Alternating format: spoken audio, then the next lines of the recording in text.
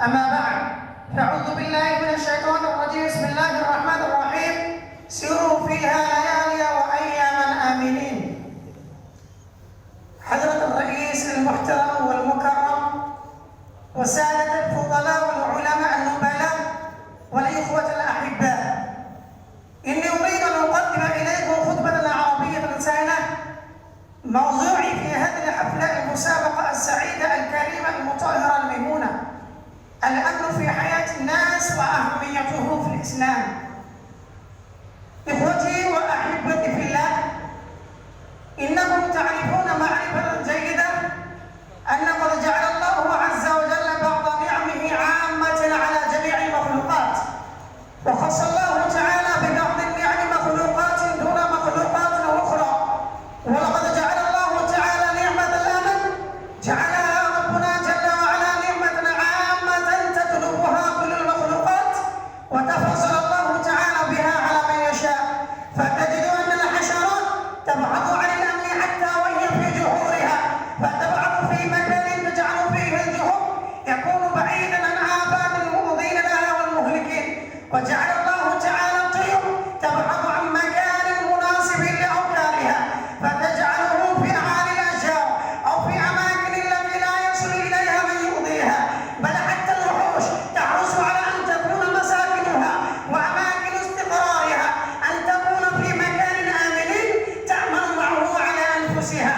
أما الإنسان فإنه أحوج من هؤلاء كلهم أن يجد نعمة الأمن على نفسه وعلى ماله وولده وعلى دينه وعقله وفي كل أمور حياته. وذكر الله عز وجل إبراهيم عليه الصلاة والسلام، فذكر أنه عليه الصلاة والسلام قد جعل أهله بواد غير ذي زرع، ثم دعا الله تعالى فقال: رب اجعل هذا بلدا آمنا وارزق أهله من الثمرات.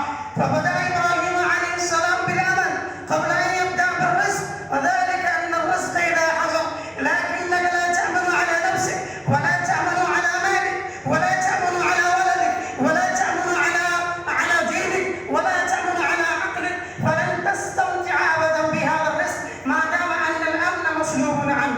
ولذلك ذكر الرازي في تفسيره عن بعض العلماء أنه سئل أيهما أفضل، أن يرزق الإنسان صحته أم أن يرزق الأمن؟ فقال: بل الأفضل أن يرزق الأمن. لماذا؟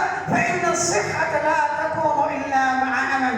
فقيل له: كيف؟ قال: أرأيت الشاة وهي تكسر رجلها فلا تلبث أن تصح ثم ترجع تنعم على القتيع فتسمن وتروى. قال: لكن ربطت الشاة وهي صحيحة ووضعت أمامها طعاما وربطت بجانبها ذئب فهي تنظر إليه تارة بعد التارة، فإنها لن تستطيع أن تأكل من الطعام وهي خائفة من ذلك الذئب، فلا تلبث أن تموت جوعا وعطشا. فإذا تحقق الأمن استطاع الإنسان أن يستفيد من كل أمور حياته. ولذلك قال إبراهيم عليه الصلاة والسلام: رب اجعل هذا بلدا آمنا إذا تحقق الأمن وارزق أهله من الثمرات.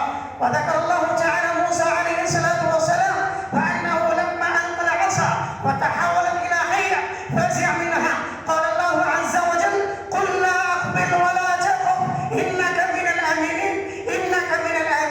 لما فزع منها بين الله تعالى له أن نعمة الأمن لا تزال موصولة به. ولما ذكر الله عز وجل قصة سبأ قال الله عز وجل: وجعلنا بينهم وبين القرى التي باركنا فيها قرى ظاهرا وقدرنا فيها السير سيروا فيها ليالي وأياما آمنين. وذلك أن السبأ كانوا يسافرون، فجعل الله تعالى بينهم وبين القرى التي يسافرون إليها جعلهم في وسط الطريق يجدون فيها الماء، يجدون فيها الطعام، يجدون فيها النبي تسهيلا عليهم. ولذلك قال الله عز وجل في سورة سبأ: سيروا فيها ليالي وأياما آمنين. أيها الحاضرون الكرام، إن الأمن نعمة عظمى ومنة كبرى، وأن الأمن هو الهدف النبيل الذي تنشطه المجتمعات البشرية. ما هو الدليل؟ كما قال النبي صلى الله عليه وسلم: من أصبح منكم آمنا في سربه معافا في جسده عنده قوت يومه فكأنما حيزت له الدنيا. ولأهمية الأمن وعظيم مكانته كان من دعائه صلى الله عليه وسلم: اللهم استر عوراتي، اللهم استر عوراتي وآمن روعاتي. أيها الإخوة الأحباء، إن الإسلام حرم كل فعل يقبض بالأمن والاطمئنان والاستقرار، وحذر من كل عمل يبث الخوف والرعب والانصراف. ما هو الدليل؟ كما قال النبي صلى الله عليه وسلم: لا يحل لمسلم أن يرابع مسلما. وقال أيضا: لا يشير أحدكم إلى أخيه بالسلاح، فإنه لا يدري أحدكم لعل الشيطان ينزع في يده ويقع في حفرة من النار. أكتفي بهذه الكلمات، وأخيرا أدعو الله عز وجل أن يعطينا الأمن والأمان والسلامة والاستقرار في حياتنا الدنيوية والأخروية. وآخر دعوانا الحمد لله رب العالمين، والسلام عليكم ورحمة الله